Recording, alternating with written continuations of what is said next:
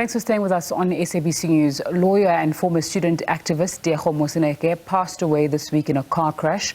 Bonang Mohale, who's the president of Business Unity South Africa and Chancellor of the University of the Free State, joins me now. Prof, thanks so much for your time on SABC News this evening. Moseneke was president of the University of the Witwatersrand, a black student society, which you were part of in 1988. Tell us about the qualities you saw in him then and your relationship with him. Thank you very much for having me, my dear sister. So I went to the University of the Witwatersrand in 1981. So he was my president in 1983. And his leadership qualities were very evident, even at that time, to see upright, brave, courageous, outspoken, exceptionally eloquent.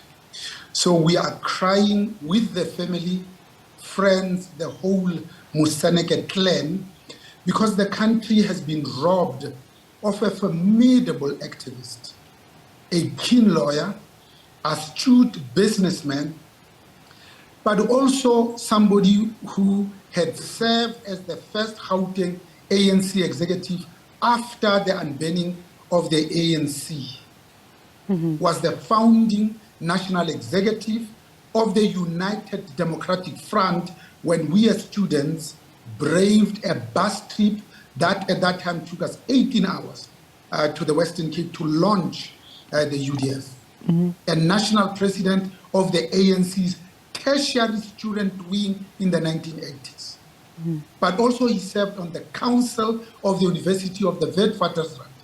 We were working with him and Tate Mos Mashishi to strike a deal around mid-October during the height of the hashtag Fees Must Fall, when these students were protesting against financial exclusion, following around the 15th of March hashtag Roads Must Fall against decolonization of institutions, but also of the mind. He was also on the Wildlife Society, core chairperson of the South African Student Solidarity Foundation for Education, a fundraising initiative started by a group of concerned former student leaders. He founded a law firm, Moseneke and Partners, and he sat on a number of boards. Amongst some of the notable ones is De Beers Diamond Trading Company, Siemens Limited, Altron Power Tech, but also Aberdare Cables, Fraser Alexander, and Western Areas, amongst others. Professor Mohale, you've spoken about Moseneke's leadership qualities. You've spoken about his path from pre-democracy until now. Even with a family, with a Chief Justice as a brother, he managed to carve out his own career path and business ventures, as you've outlined. What did his passing remind you to do or think about? I mean, what a phenomenal human being. His older brother, Deputy Chief Justice Tiego Moseneke, decided to get married whilst he was on Robben Island. Remember, he was the youngest prisoner at Robben Island. So Tiego stood in for his older brother during the marriage ceremony of his now known Deputy Chief Justice. But when we went to Wits in 1981, he was part of a cohort that came in on the Anglo-American Corporation Scholarship. And he stayed at the Salvation Army Mufulo residence. Because of Group Areas Act, we, the black students, could not live on campus. But even much more painful than that, Wits was classified a white university. We were medical students. He was a commerce student registered for BCom. So the government of the day told us that if you want to be a black doctor, you must go to the University of Natal Wentworth Black Section. But that created a new university called the Medical University of Southern Africa, Busa, just for black people. So because of our struggle, awareness, and activism, we chose to go to Wits.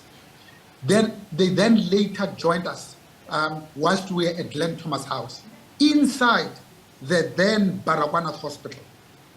We lost an hour in the morning going and an hour coming back, 2 hours a day every day. These are already disadvantaged students who are products of Bantu education. The residence was designed only for medical students, hence the name Glenn Thomas House, after Dr. Glenn Thomas, who sponsored this residence.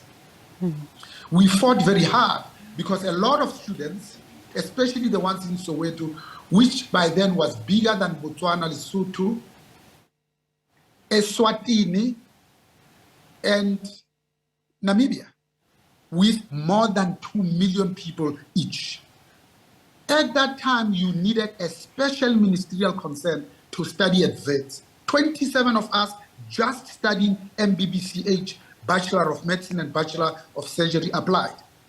The reply from the Minister of Interior at that time came on the 27th of April, and only 11 of us made it. When we saw the people that were excluded had better marks, were more serious students, much more accomplished, it heightened our sense of activism. And we then, in retaliation, being cutted by bars living so far, decided not to participate as members of the SRC at VET itself. But also there was a political call that no normal sport in an abnormal society, we decided not to participate in any extramural activities. That's why we formed the Black Student Society, which had no sponsorship, didn't have a stipend from the university itself when we started, had probably 6 presidents, David Johnson amongst them, and then Ubabu Kiani Koza. At that time, he was using the surname Mzuli, became the acting Prof. president Mohale, when my BSS itself was apologies. there.